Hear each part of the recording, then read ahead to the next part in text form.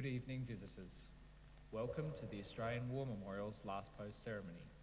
My name is Tristan Rallings, and joining us today from the Australian Army is Captain Madeline Secco.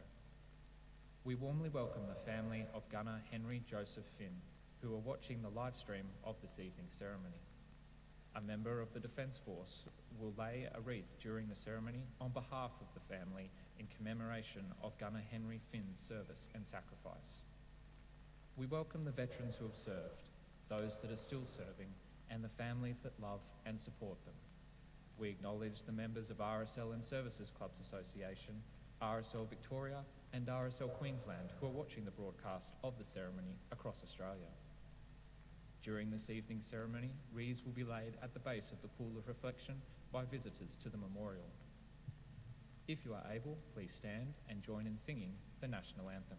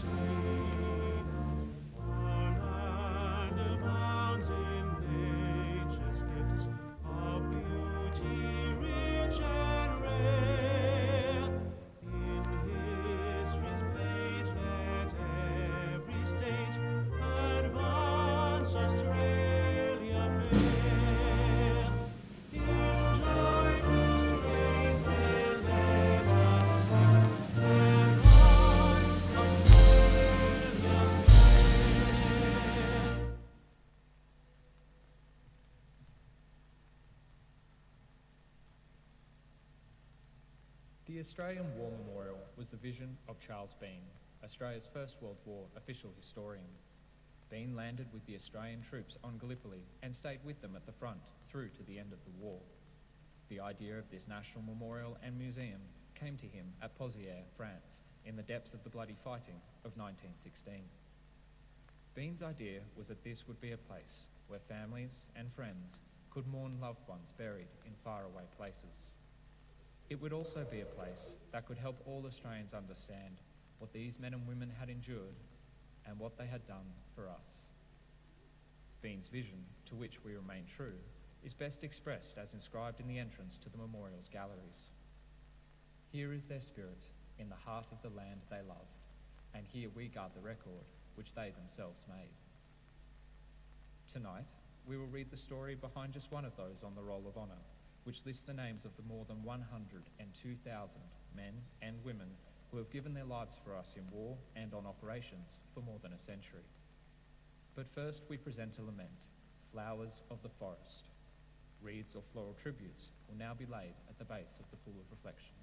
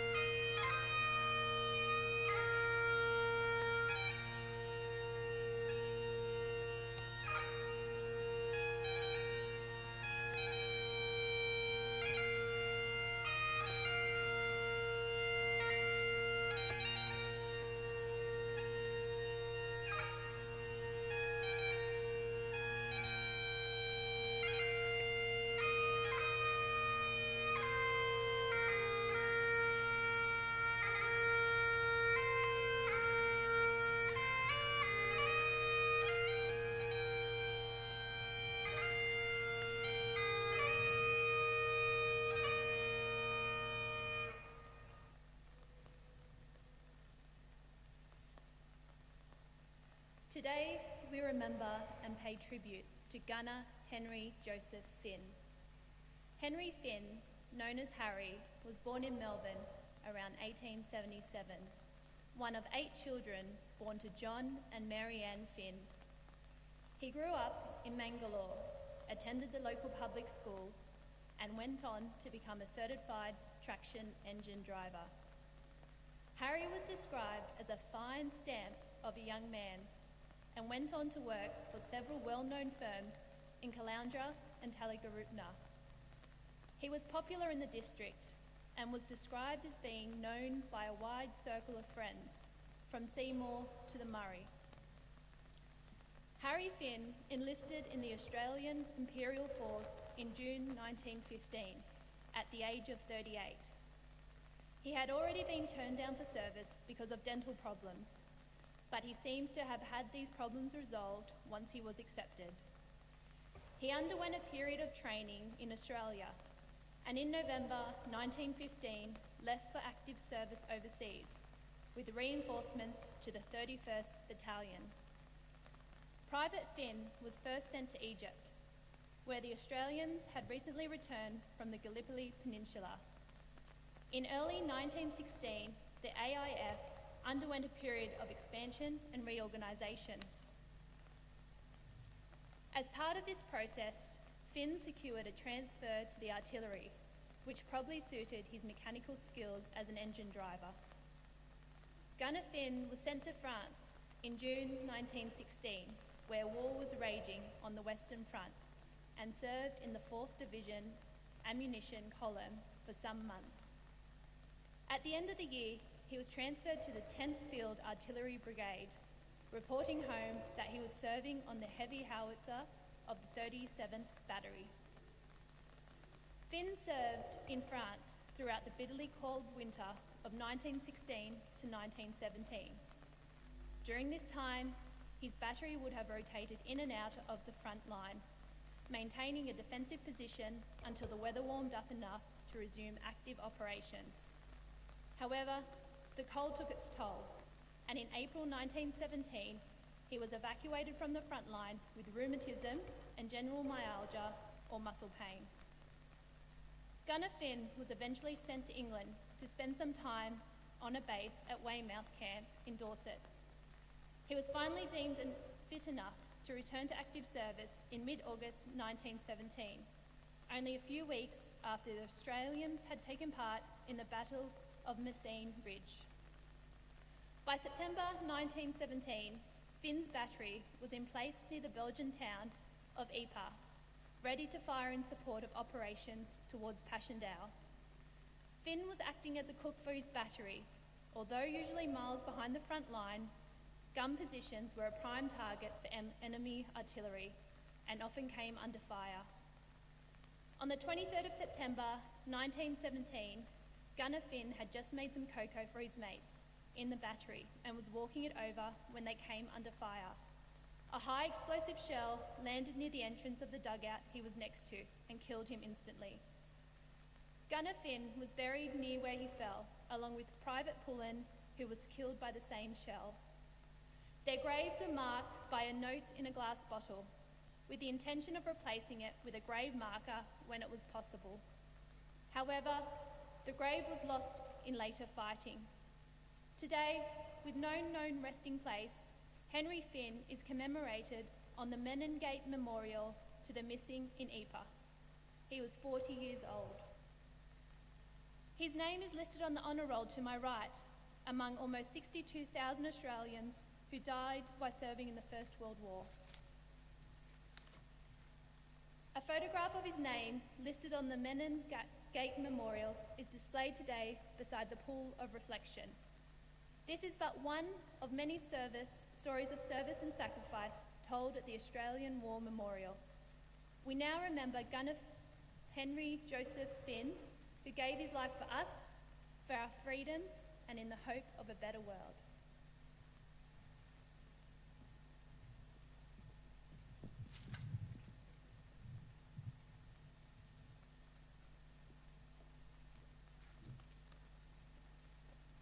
Please stand for the reading of the Ode and the sounding of the last post.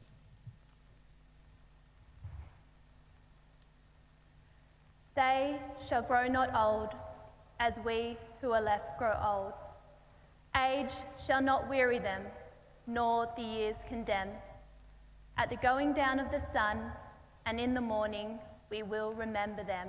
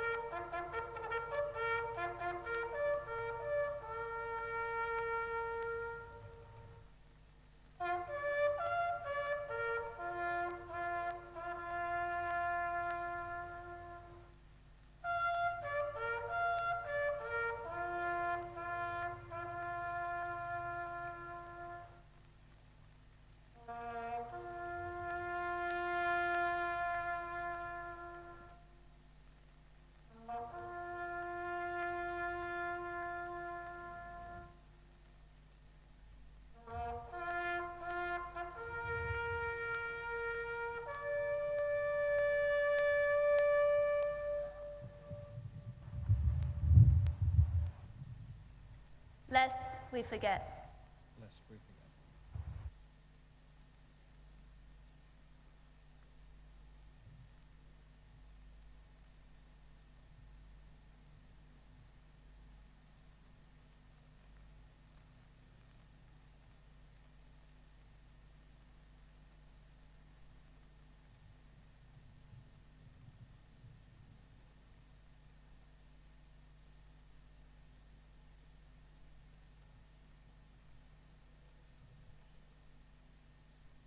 We leave you this evening with the words of the memorial's founder, Charles Bean.